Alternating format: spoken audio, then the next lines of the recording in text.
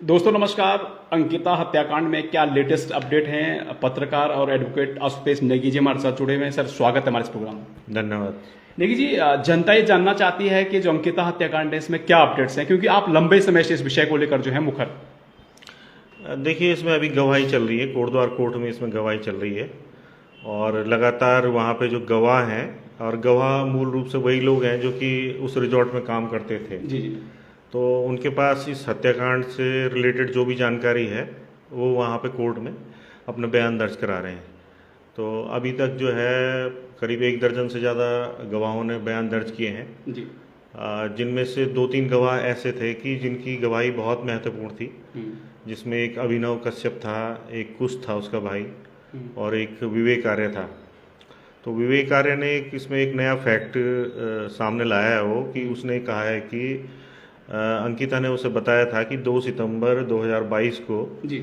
जो पुलकित आर्य का मैनेजर सौरभ भास्कर था, उसने अंकिता की जो उसको कुछ ड्रिंक्स में कुछ नशीला पदार्थ देकर उसको ऐसे हालात में लाया कि वो होश में नहीं थी, और उसके बाद वो होटल के जो रिजॉर्ट था उसके कमरा नंबर 106 में ले गया और वहाँ उसने उससे दुराचार किया। तो ये बहुत गंभीर बात थी, और ये 164 के बयान में भी उसने बोला है और 161 के बयान में भी विवेक आर्य ने बोला है। और लेकिन जब वहाँ पे बयान दर्ज हुए तो उसमें जो सरकारी वकील हैं जितेंद्र रावत, माँ बाप का ये आरोप है कि उन्होंने इस बात को थोड़ा सा घुमा फिरा के दर्ज करवा दिया है। जी। जो रेप की बात थी या दुराचार की बात थी उसे रेप की कोशिश दर्ज करा दिया है, और इसको लेकर उन्होंने बहुत बड़ी एक आपत्ति दाखिल की हुई है। और एक कुछ यूट्यूब में वीडियो भी डाल रहे हैं जितेंद्र रावत जी और उनका परिवार, जो कि अंकिता केस का एक तरह से एक मजाक जैसा बना रहे हैं वो लोग। तो उसके खिलाफ जो है 1 जून को परिजनों ने, माँ बाप ने जिलाधिकारी पौड़ी डॉक्टर आशीष चौहान के माध्यम से मुख्यमंत्री धामी जी से अनुरोध किया है कि जितेंद्र रावत को इस केस से हटाया जाए। तो अभी जो पिछली डेट थी उस दिन जितेंद्र रावत नैतिक आधार पे अभी हटे नहीं है। हमने उनसे अनुरोध किया कि आप नैतिक आधार पे हट जाइए, लेकिन वो नहीं हटे हैं। और अब इसके पीछे उनका क्या स्वार्थ है या वो क्या चाह रहे हैं, तो हमारी नज़र तो मुख्यमंत्री धामी जी की तरफ है कि वो स्वयं ही उनको हटा दें, आदेश जारी कर दें, क्योंकि उन पर विश्वास नहीं रह गया है परिजनों को। तो अब देखते हैं कि जो नेक्स्ट हियरिंग होगी वो 30 जून के आसपास है। तो तब तक हम देख रहे हैं कि भाई मुख्यमंत्री धामी जी इसमें कोई निर्णय लेते हैं कि नहीं लेते हैं। और हमारा तो ये अनुरोध है उनसे कि जितेंद्र रावत जी को इस केस से हटा दिया जाए और एक नया विशेष लोक अभियोजक अंकिता केस के लिए दिया जाए। नेगी जी, ये बात लंबे समय से सामने आ रही थी कि अंकिता के जो परिजन हैं वो वकील का, सरकारी वकील का विरोध कर रहे हैं और सरकारी वकील पर कहीं ना कहीं वो विश्वास नहीं जता पा रहे हैं। जो आप बात करें, आखिर ऐसा क्यों हो रहा है? क्योंकि सरकारी वकील की जो है विश्वसनीयता कहीं ना कहीं होनी चाहिए। देखिए, मैंने आपको बताया कि जिस तरह से गवाही हुई है, जी जी। और गवाह कहना चाह रहा था रेप और दर्ज हो गया रेप की कोशिश। जी। ऐसे ही पहले अभिनव और कुश के बयान हुए, तो उसमें ये था कि 18 तारीख को रिजॉर्ट का जो कमरे में जहां अंकिता रहती थी एक तरह से नज़रबंद किया हुआ था पुलकित आर्य ने, और कमरे में घुसा हुआ था। जी। 1-2 बार अंकिता बाहर निकली, उसी दिन की बात कर रहा हूँ मैं जिस दिन उसकी हत्या हुई है शाम को। तो बाहर निकली, उसने हेल्प हेल्प चिल्लाई, बोला कि मुझे यहाँ से निकालो। तो पुलकित उसे उसका मुंह दबा के मुंह भींच के अंदर ले गया, और कुछ ने ये भी कहा कि उस दौरान वो उसको गलत जगह टच कर रहा था। तो यार ये सारी चीज़ें जो है 164 के बयानों में आ रखी है और 161 के बयानों में भी आ रखी है। लेकिन ये काबिलियत जो है विशेष लोक अभियोजक की होनी चाहिए मेरे हिसाब से, कि ये बयान एज इट इज वहाँ दर्ज हो जाने चाहिए। अब वो क्या वजह रही है कि जितेंद्र रावत जी इन बयानों को लगातार, जैसे 164 के बयान हैं, उनको जब अब कोर्ट में गवाही हो रही है उन्हें दर्ज नहीं करा पा रहे हैं। इसको लेकर सबसे ज़्यादा माँ बाप चिंतित हैं, क्योंकि अगर इतने महत्वपूर्ण चीज़ें गवाही से गायब हो गई तो केस तो खत्म हो जाएगा। क्योंकि आप समझ रहे हैं कि रेप की कोशिश हो जाती है 354 या छेड़छाड़ में आ जाता है मामला, और 376 जो बलात्कार है या रेप है उसकी सजा कुछ और है। और क्योंकि इसमें हत्या भी हुई है तो ये बलात्कार और हत्या का मामला बना फिर। तो जब बलात्कार और हत्या का मामला बनेगा तो निश्चित रूप से इसमें मृत्युदंड मिलेगा या इनको उम्र कैद मिलेगी। लेकिन अब ये छेड़छाड़ का मामला हो जाएगा तो कुछ सालों की सजा हो जाएगी। तो ऐसा कोई नहीं चाहता है कि इनको मृत्यु दंड से या उम्र कैद से कम सजा मिले, ये है समस्या। और इसी वजह से जितेंद्र रावत जी पर संदेह व्यक्त किया जा रहा है परिजनों द्वारा। सर आपको जो है कोर्ट में जाने से भी रोका जा रहा था, जो सुर्खियां आई जो है सबने दिखाया, जो जितने न्यूज चैनल थे वहां पे, ये क्या बड़ा कारण मानते हैं? देखिए, ये मेरे अपने लोगों ने बता दिया था मुझे कि जितेंद्र रावत जो वहाँ पे विशेष लोक अभियोजक हैं, सरकारी वकील हैं, उनका जो ईगो है उसको ठेस पहुंची है कि उनको इस केस से हटाया जा रहा है। तो अब जब केस से हटाने की बात आ रही है तो वो कहीं ना कहीं जो उनकी लॉबी है वहाँ पे, जो उनके चैम्बर के लोग हैं, उनकी लॉबिंग करके और पुलिस पर दबाव बनाकर मुझे रोका जा रहा था। ये मुझे जानकारी है कि ये सब कुछ उन्हीं के द्वारा किया जा रहा था कि वहाँ पे पुलिस को ये बोल के कि आशुतोष नेगी जो है सारी चीज़ें करवा रहा है। देखिए, आशुतोष नेगी के बोलने से माँ बाप या XYZ कोई, अगर मैं कोई गलत चीज कहूंगा माँ बाप को कि आप कुएं में कूद जाओ, तो कुएं में तो नहीं कूद जाएंगे ना। जब वो कोर्ट में रहते हैं, चीजों को देख रहे हैं कि गवाही ठीक नहीं हो रही है, यूट्यूब सभी चला रहे हैं, मोबाइल उनके पास भी है, वो वीडियो तो उन्होंने ही देखा यूट्यूब में, मैंने तो देखा भी नहीं था जितेंद्र रावत का चैनल। तो जितेंद्र रावत के चैनल में जो वीडियो पढ़ रहे थे वो अंकिता की माँ ने देखे, उनको आपत्ति हुई कि क्या बोल रहे हैं इसमें। तो देखिए, तो आप चीजें करेंगे तो देखिए वो खुलेंगी। आजकल सोशल मीडिया का जमाना है, कोई भी कुछ गड़बड़ करता है तो खुल जाती हैं चीजें। तो सारी आपत्तियां माँ बाप की हैं और मुझे जो अंदर घुसने नहीं दिया गया कोर्ट के अंदर, तो इसके पीछे जितेंद्र रावत जी ही हैं। वो इस तरह का वातावरण वहां पर तैयार कर रहे हैं कि आशुतोष नेगी कोर्ट में ना आए। अगर आशुतोष नेगी कोर्ट में नहीं आएगा तो फिर कोई आपत्ति दर्ज होगी नहीं, केस से संबंधित कोई आपत्ति दर्ज होगी नहीं। क्योंकि जो भी भाई, मैं आंखें बंद करके तो नहीं रह सकता ना वहाँ पे, मैं तो आंखें बिल्कुल खुले दिमाग से वहाँ पे रहता हूँ कि इस केस में कुछ गड़बड़ ना हो जाए। और मैं केवल अंकिता के परिजनों की तरफ से वहाँ पे जिम्मेदार नहीं हूँ, मैं तो पूरे उत्तराखंड के लोगों, पहाड़ी समाज, देश विदेश के जितने लोग जो कि इस केस को लेकर चिंतित हैं कि इसमें उस बेटी को न्याय मिलना चाहिए, उनका एक प्रतिनिधि हूँ वहाँ पे।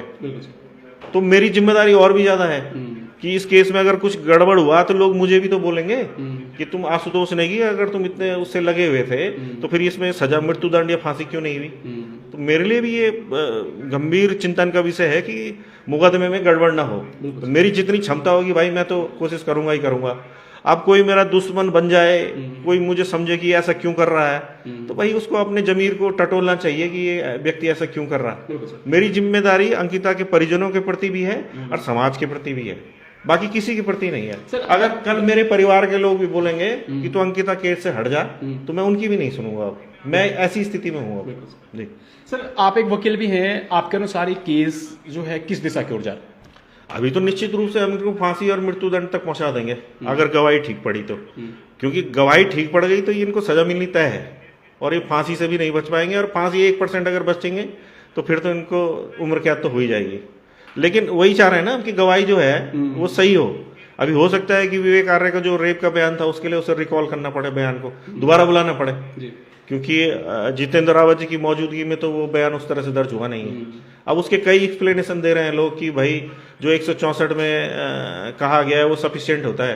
अरे भाई, कैसे सफिशिएंट होता है? 164 के बयान होने के बाद फिर कोर्ट में क्यों बयान हो रहे हैं? फिर अगर 164 सफिशिएंट था तो फिर बयान करवाने की जरूरत ही क्या है फिर? तो बहुत सारी चीजें हैं, हम भी सारी चीज जानते हैं, हमने भी कानून का अध्ययन किया हुआ है और हम किसी के बहकावे में नहीं आएंगे। हमारी जो भी कुछ कहना होता है वो अध्ययन के आधार पर होता है, जो लॉ की किताबें हैं उनके आधार पर होता है। जो इस केस से जुड़े हुए एक्सपर्ट्स हैं वो भी हमारे टच में है, हाई कोर्ट के एडवोकेट हमारे टच में है, नवनीश नेगी जी, सुप्रीम कोर्ट के एडवोकेट हमारे टच में है। तो हम सभी से सलाह मशवरा करके चीजें करते हैं। सर, सुप्रीम कोर्ट में भी जो है आप इस मुद्दे पर जो है जा चुके हैं, क्या अपडेट्स हैं सुप्रीम कोर्ट में? स्पेशली सुप्रीम कोर्ट ने हमारा केस एडमिट कर लिया था, हमने सीबीआई जांच की मांग की थी, केस स्वीकार हो गया था और SLP स्वीकार होने के बाद राज्य सरकार को नोटिस हो गया था। उसके बाद आजकल गर्मियों की छुट्टी हो रखी है, तो जुलाई फर्स्ट वीक या सेकेंड वीक में केस लगेगा। राज्य सरकार की तरफ से काउंटर एफिडेविट आ गया है, उसका जवाब हम देंगे। प्लस जो नए फैक्ट आ गए हैं जिसमें बहुत सारे हैं, मैं यहाँ पर डिस्क्लोज नहीं करना चाहता, वो सुप्रीम कोर्ट के सामने हम रखेंगे कि क्यों हम सीबीआई जांच की मांग कर रहे थे। और मुझे लगता है कि कोर्ट इस बात का संज्ञान लेगा और इसमें सीबीआई जांच का भी सुप्रीम कोर्ट से इसमें आदेश हो जाएंगे। सर, एक विषय आपने जो है कुछ समय पहले आपने जो VVIP था उसका नाम भी कहीं ना कहीं आपने उजागर किया था, तो अभी भी कुछ लोग कहते हैं भैया संशय बना हुआ VVIP के नाम पे। देखिए साहब, ऐसा है ना कि सारी दुनिया इतने समय से चिल्ला रही थी कि फलाना वीआईपी है, फलाना वीवीआईपी है। हमने अपनी खोज से, अपने तथ्यपूर्ण, हमने जहाँ से भी निकाल के लाया एक नाम जो है, जो क्लियर कट है, और जो हमने इस्टेब्लिश कर लिया, उस आदमी से बात भी कर ली कि ये व्यक्ति 16 तारीख को आया था वहाँ पे, और जो अंकिता का बॉयफ्रेंड है उसने उस पर संदेह व्यक्त किया था कि ये व्यक्ति वीआईपी या वीवीआईपी हो सकता है। उसका हुलिया कुछ इस तरह का था, वो मीडियम कट काठी का था, उसकी तोंद निकली हुई थी, और उसका गेटअप ऐसा था कि वो नेता जैसा लग रहा था, और साथ में उसके बाउंसर्स थे। उनमें से वो बाउंसर्स गन लेके चल रहे थे, उनके पास हार्ड कैश था, जो कैश वाले सूटकेस होते हैं। तो हमारा संदेह ये है कि ये लोग क्यों आए थे वहाँ पे, कोई प्रॉपर्टी की डील करने आए थे क्या? प्रॉपर्टी की डील के दौरान इन्होंने फिर अंकिता की ये डिमांड भी कर दी कि अंकिता को हमें पेश करो, या जो भी है स्पेशल सर्विस या एक्स्ट्रा सर्विस जिसे आप कह रहे हो। तो अब क्या था, यही व्यक्ति वीआईपी है नहीं है, इसी वजह से तो हम सीबीआई जांच के लिए कह रहे हैं। अब हम जितना निकाल पाए उतना हमने निकाल के दे दिया। एसआईटी तो नहीं निकाल के ला पाई ना कुछ। एसआईटी का तो सिंपल थ्योरी ये है कि भाई ये इनको बदनामी का डर था और इसको ले गया और धक्का दे दिया। इससे ज्यादा तो एसआईटी का कोई इन्वेस्टिगेशन नहीं है ना। तो एसआईटी कहती है कि रिजॉर्ट क्यों टूटा, उसके बारे में कोई जवाब नहीं है उनके पास। तो वो सिंपल सी घटना मानते हैं कि उनको साहब विधायक जी को गुस्सा आया, उन्होंने तोड़वा दिया। अरे जो आप क्राइम सीन को तोड़वा रहे हो तो आप अपराध कर रहे हो ना आप। सर मुद्दे में इस पूरे प्रकरण में तब एक नया मोड़ आता है जब जो है रेप की बात होने की बात कही जाती है। तो क्या अब इस विषय को, जो ये विषय आया उसके बाद आपको लग रहा है कि मुद्दा बड़ा गंभीर है? और बिल्कुल गंभीर हो जाता है। कोई भी लड़की इतनी बड़ी बात नहीं कहती है किसी से। अगर उसने अंकित के लिए कहा है, सॉरी इसके लिए कहा है, सौरभ भास्कर के लिए कहा है कि उसने ऐसा किया है, तो ये बहुत बड़ी बात होती है। और इस बात पे एसआईटी का आगे कुछ इन्वेस्टिगेशन नहीं है। तो अब जब सुप्रीम कोर्ट ये मैटर चला गया है तो निश्चित तौर पे हम चाहते हैं कि इसमें सीबीआई जांच अब तो होनी ही चाहिए कि 2 सितंबर 2022 को रेप हुआ, उसके बावजूद वो बेचारी चुप थी। क्या वो ब्लैकमेल हो रही थी? क्या उसका कोई वीडियो बना रखा था? क्या उसको लगातार नजरबंद करके रखा हुआ था? क्या उसको बाहर नहीं निकलने दे रहे थे? ये बहुत सारी चीजें हैं, और गवाहों के जो बयान आए हैं उस हिसाब से तो ये लग रहा है कि लगातार उसका उत्पीड़न किया जा रहा था, शारीरिक रूप से भी, और रेप की बात तो आई गई है।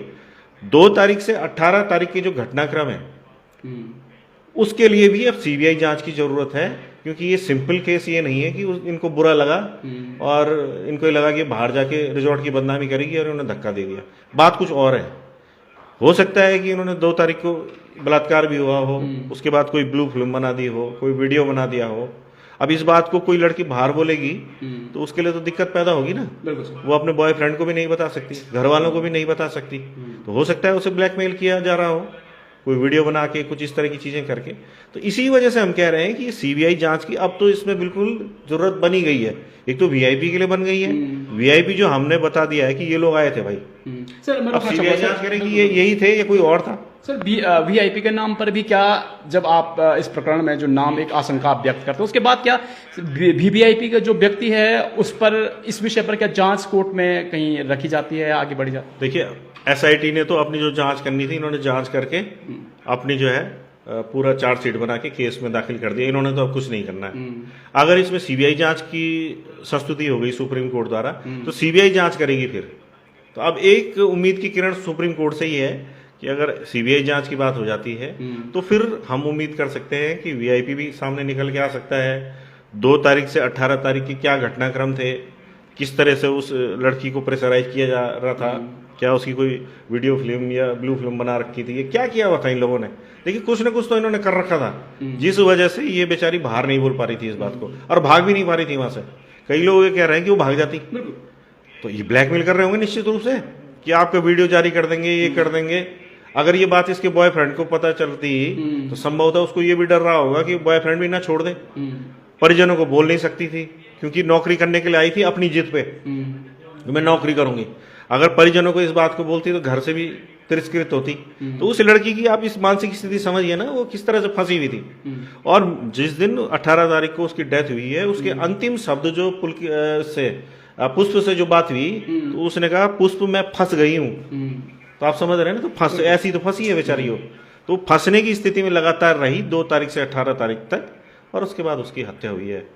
तो बहुत सारी चीज है, जांच का विषय निश्चित तौर पे है, और अब सुप्रीम कोर्ट की मैं आपसे रोकना चाहूंगा आपको, सीबीआई जांच से आखिर दूरी क्यों अभी तक? क्योंकि जब स्पष्ट हो चुका है कि सीबीआई जांच ही लगभग इसका एक विकल्प है, तो सीबीआई जांच से फिर दूरी क्यों?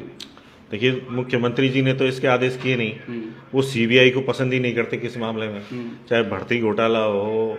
बॉबी परमार चिल्लाता रह गया, एकता विहार में बैठे हुए 100 दिन से ऊपर हो गए, नहीं किया। उसके बाद वो लोग यहाँ धरने पे बैठे, परसों धारा 144 लग गई। तो सीबीआई के नाम पे तो धामी जी एकदम बितक जाते हैं ना। उनको दिक्कत है सीबीआई से। उनका ये कहना है कि सीबीआई के पास क्यों जाए मामला। मतलब मेरे ख्याल से वो चाहते हैं कि घर की बात घर में रहे, बाहर न निकले। मतलब जो गुनाह उत्तराखंड के मंत्रियों ने, विधायकों ने, ब्यूरोक्रेट्स ने यहाँ कर रखे हैं, इनको यहीं सेटल किया जाए।